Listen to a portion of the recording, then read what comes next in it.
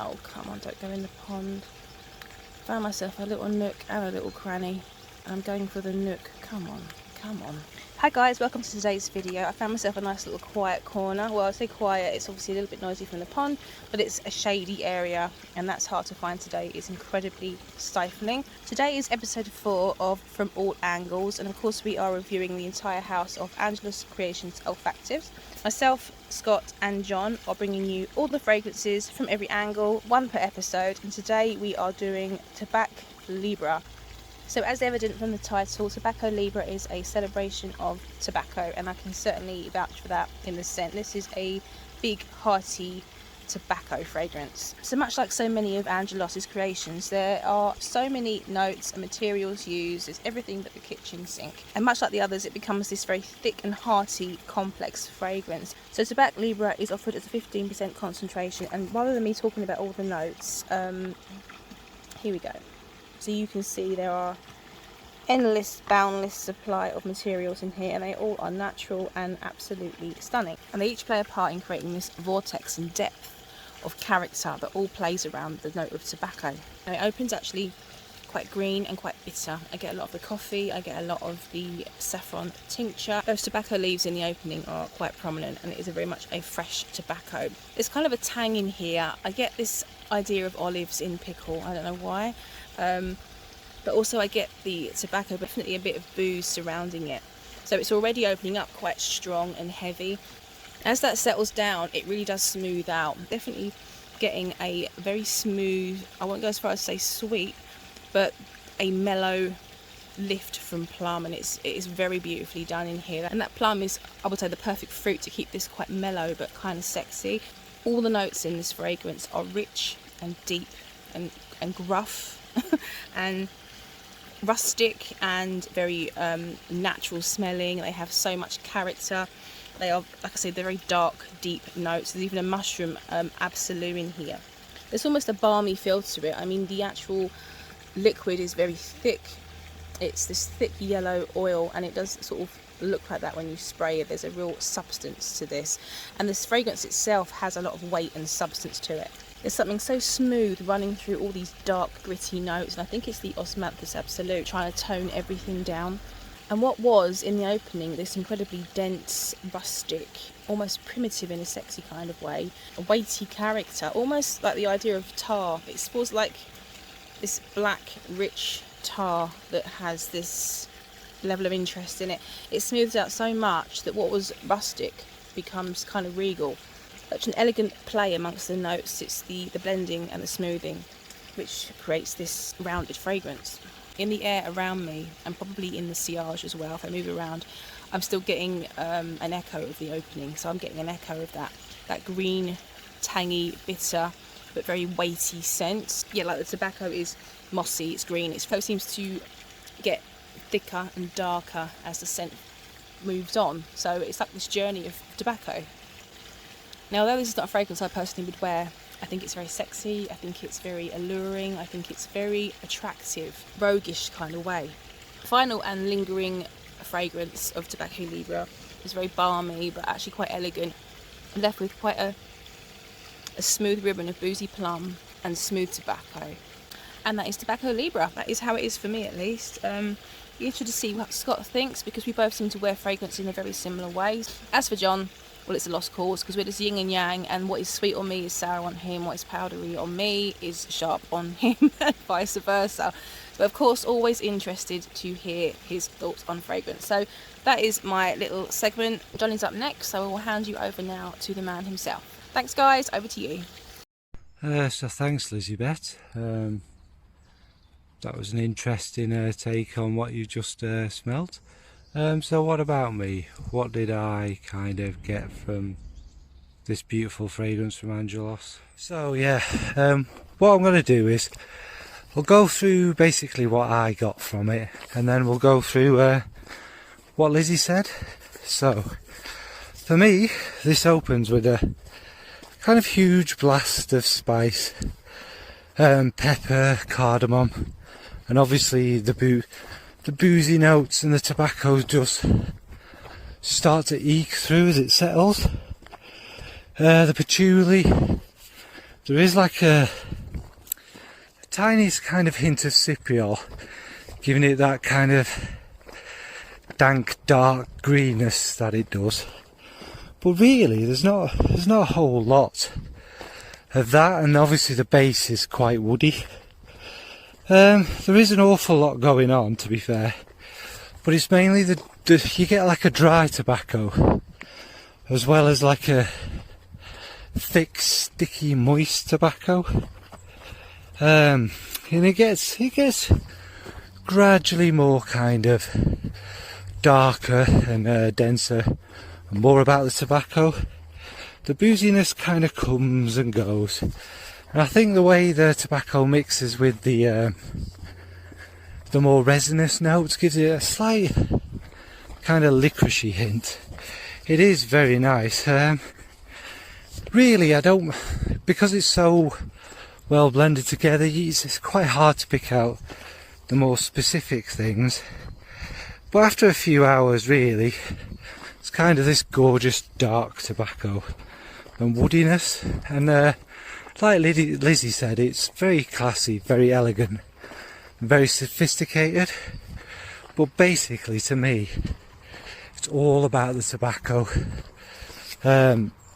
Tobacco and kind of boozy notes to me kind of can cross over because of the association with each other.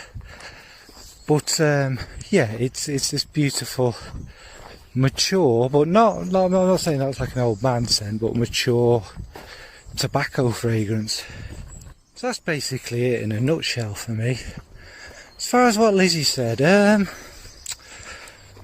she picked out a lot more than I did from it actually. See, much better nose than me. I didn't get really any osmanthus, or there's no kind of peachy sharpness or anything like that in it for me.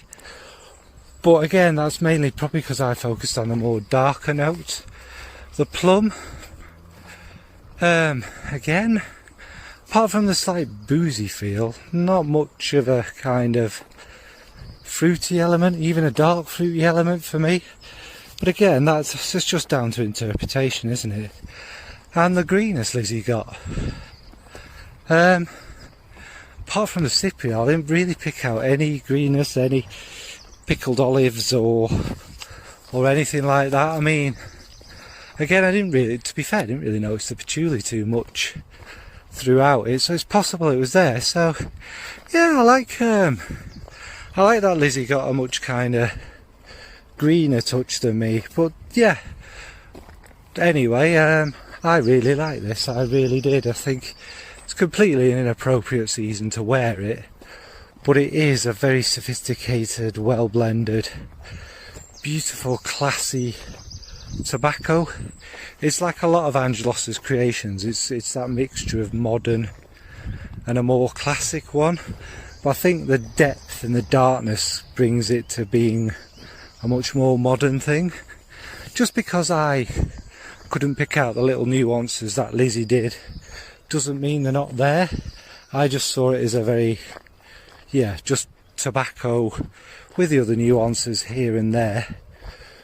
But again, I suppose it depends on skin and the weather and whatnot. But all in all, I think this was a brilliant fragrance.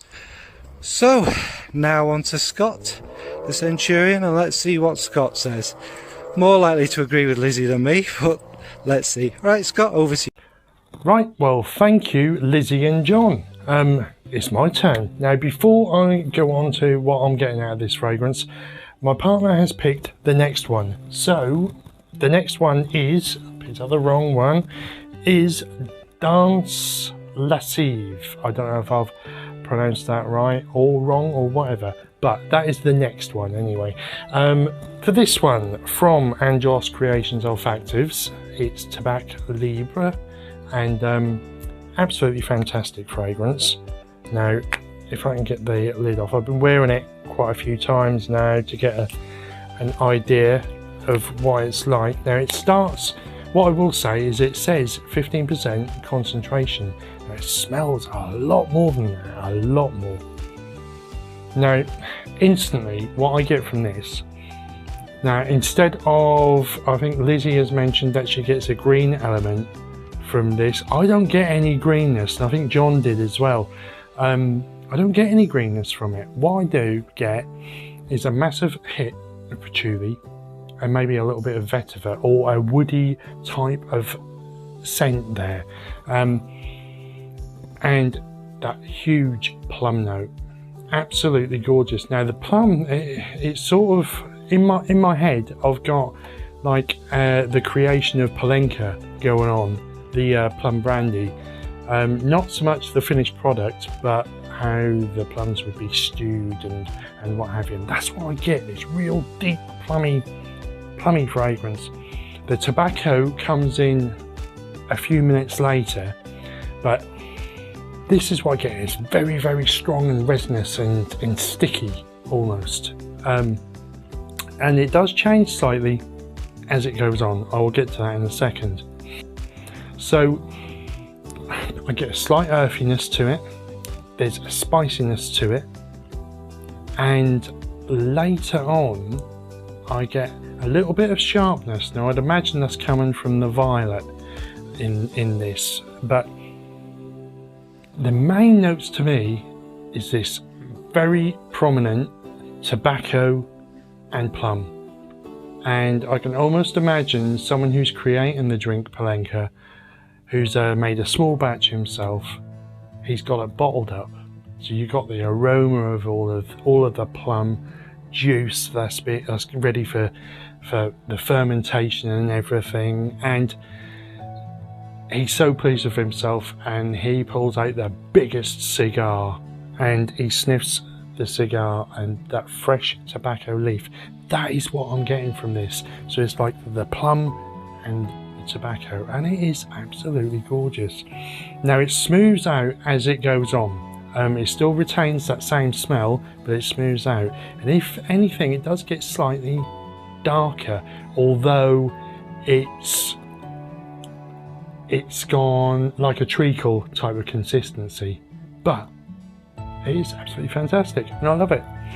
There's really not a great, there's loads and loads and loads of notes in this, and I can't really pull any of them out individually other than the violet, the plum, and like the alcohol note. I think there's rum in here as well, which is probably why I get like that Palenka idea from.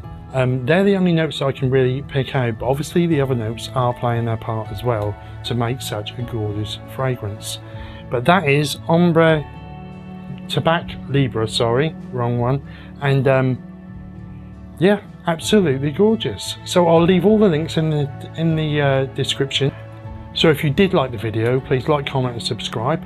Hit that notification bell. And yeah, it's goodbye from us. We will see you in the next one. Thank you very much.